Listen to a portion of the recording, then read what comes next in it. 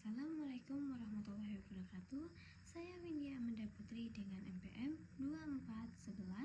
241186206082 dari kelas 4C. Video ini saya buat untuk menjelaskan soal ujian tengah semester dari mata kuliah evaluasi pembelajaran yang diampu oleh Bapak Dr. Abduluddin SPDI MPDI. Baik, kita langsung saja untuk menjelaskan pada soal-soal yang telah diberikan oleh Bapak tersebut. Pada soal pertama yaitu dengan pertanyaan apa yang dimaksud dengan tes dan sebutkan aspek-aspek perencanaan tes. Nah, tes adalah suatu alat atau prosedur yang digunakan untuk mengukur kemampuan, pengetahuan, keterampilan atau hasil belajar peserta didik. Nah, tes ini biasanya berbentuk pertanyaan atau tugas yang harus dikerjakan oleh siswa, baik secara tertulis, lisan, maupun praktik. Dengan adanya tes, guru dapat mengetahui sejauh mana siswa telah memahami materi yang telah diajarkan. Nah, jadi dalam dunia pendidikan, tes memiliki peran yang sangat penting karena menjadi salah satu alat evaluasi untuk melihatkan keberhasilan dalam proses pembelajaran. Nah, tanpa tes, guru akan kesulitan dalam menilai perkembangan siswa secara objektif. Selanjutnya, dalam membuat tes tidak boleh sembarangan. Ada beberapa aspek penting dalam perencanaan tes, yaitu pertama, kita harus menentukan tujuan tes terlebih dahulu. Nah, tujuan tes ini harus jelas, apakah untuk mengetahui pemahaman siswa, mengukur hasil belajar, atau untuk evaluasi akhir. Nah, yang kedua yaitu menyusun kisi-kisi.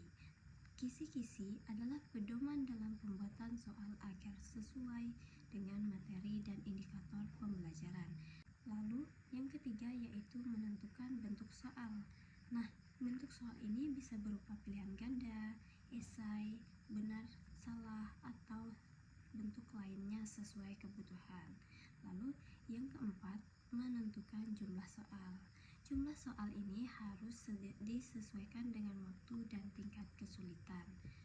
Lalu yang kelima yaitu menentukan waktu pengerjaan. Nah, waktu ini harus cukup agar siswa dapat mengerjakan dengan baik. Lalu yang terakhir atau yang keenam yaitu memilih teknik penilaian. Guru harus menetapkan bagaimana cara menilai jawaban siswa secara objektif. Dalam memperhatikan aspek-aspek tersebut, maka tes yang dibuat akan lebih terarah, valid, dan dapat mengukur kemampuan siswa dengan baik. Lalu kita lanjut ke soal nomor 2, yaitu dengan pertanyaan bagaimana cara mengembangkan soal tes untuk mengukur indikator pencapaian hasil belajar pada aspek kognitif, afektif, dan psikomotorik. Nah, pada soal kedua ini saya akan menjelaskan bagaimana cara mengembangkan soal untuk mengukur aspek kognitif, afektif, dan psikomotorik. Nah, dalam pembelajaran, hasil belajar tidak hanya dilihat dari pengetahuan saja, tetapi juga sikap dan keterampilan. Oleh karena itu, soal harus dikembangkan sesuai dengan ketiga aspek tersebut. Yang pertama, aspek kognitif. Nah, aspek ini berkaitan dengan kemampuan berpikir seperti mengingat, memahami, menerapkan, menganalisis, dan mengevaluasi. Untuk mengukur aspek kognitif biasanya digunakan soal pilihan ganda, isian, atau esai. Contohnya, soal yang meminta siswa untuk menjelaskan suatu dengan menyebut suatu konsep. Yang kedua yaitu aspek afektif. Aspek ini berkaitan dengan sikap. Nah, aspek ini berkaitan dengan sikap, nilai, dan perasaan untuk siswa.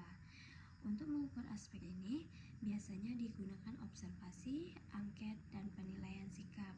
Misalnya menilai kejujuran, tanggung jawab, atau kerjasama siswa. Nah, yang ketiga yaitu aspek psikomotorik. Aspek ini berkaitan dengan keterampilan atau kemampuan praktik. Nah, untuk mengukurnya, kita dapat menggunakan penilaian praktik atau unjuk kerja. Contohnya, siswa diminta untuk melakukan percobaan atau membuat suatu karya. Nah, dalam mengembangkan soal, Langkah-langkah yang harus dilakukan adalah yang pertama yaitu menentukan indikator pembelajaran. Yang kedua yaitu menyesuaikan dengan tujuan pembelajaran. Yang ketiga, memilih bentuk penilaian yang tepat. Dan yang terakhir yaitu menyusun soal sesuai indikator. Dengan demikian, soal yang dibuat tidak hanya mengukur pengetahuan tetapi juga sikap dan keterampilan siswa secara menyeluruh. Lanjut ke soal yang ketiga, yaitu apakah ciri-ciri butir suatu tes disebut baik? Jelaskan. Nah, pada soal ketiga, saya akan menjelaskan ciri-ciri butir soal yang baik. Butir soal yang baik sangat penting agar hasil tes benar-benar mencerminkan kemampuan siswa. Jika soal tidak baik, maka hasil penilaian juga tidak akurat. Ciri-ciri yang pertama yaitu valid.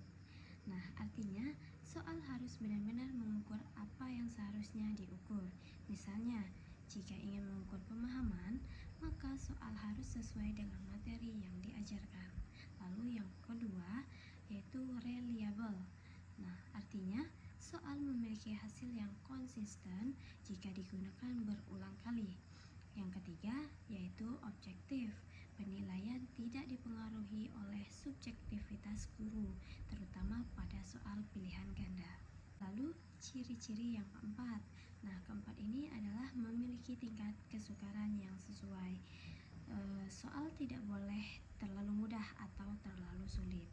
Ciri kelima adalah memiliki daya pembeda. Artinya, soal mampu membedakan antara siswa yang pandai dan yang kurang. Ciri keenam adalah jelas dan tidak membingungkan. Soal harus menggunakan bahasa yang mudah dipahami dan tidak menimbulkan tafsir ganda. Lalu yang ketujuh adalah sesuai dengan indikator pembelajaran. Soal harus mengacu pada tujuan yang telah ditentukan. Dengan memenuhi ciri-ciri tersebut, maka soal akan menjadi berkualitas dan dapat digunakan untuk evaluasi yang baik. Lalu, soal yang keempat, jelaskan 3 definisi evaluasi menurut para ahli.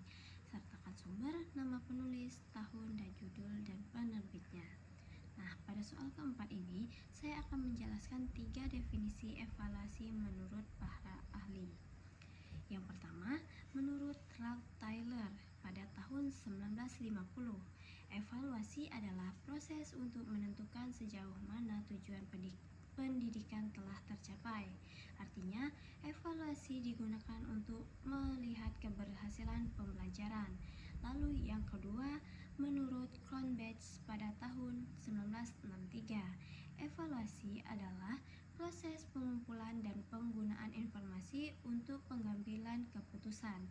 Jadi, evaluasi tidak hanya mengukur, tetapi juga membantu dalam menentukan langkah selanjutnya. Lalu, yang ketiga, menurut Staffelbeam pada tahun 1971, evaluasi adalah proses menyediakan informasi yang berguna untuk menilai dan meningkatkan suatu program. Artinya, evaluasi juga digunakan untuk perbaikan.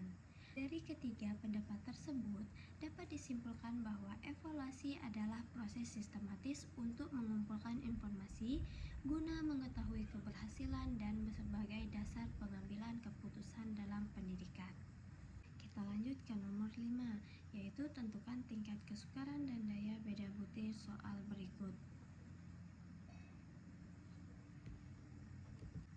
Pada nomor 5 ini, saya akan menjelaskan tentang tingkat kesukaran dan daya beda butir soal yang telah saya tampilkan tadi. Yang pertama, kita bahas tentang tingkat kesukaran. Nah, tingkat kesukaran adalah ukuran untuk mengetahui apakah suatu soal tergolong mudah, sedang, atau sulit. Rumusnya adalah jumlah siswa yang menjawab benar dibagi seluruh jumlah siswa. Seperti ini. Nah, jumlah siswa pada data ini adalah 15 orang. Sebagai contoh, kita ambil nomor 1. Dari tabel, jumlah siswa yang menjawab benar adalah 11 orang. Maka, P sama dengan 11 dibagi 15, sama dengan 0,73. Artinya, soal nomor 1 ini termasuk kategori mudah karena lebih dari 0,7. Nah, pada soal berikutnya kita ambil contoh soal nomor 3. Nah, di sini jumlah yang benar hanya sekitar 5 orang. Maka P sama dengan 5 dibagi 15. Maka hasilnya adalah 0,33. Ini termasuk kategori sedang. Dari hasil perhitungan secara umum, sebagian besar soal berada pada kategori sedang hingga mudah, sehingga soal cukup sesuai untuk digunakan dalam pembelajaran. Selanjutnya kita bahas daya beda. Daya beda adalah kemampuan soal untuk membedakan siswa mana yang pintar dan mana yang kurang.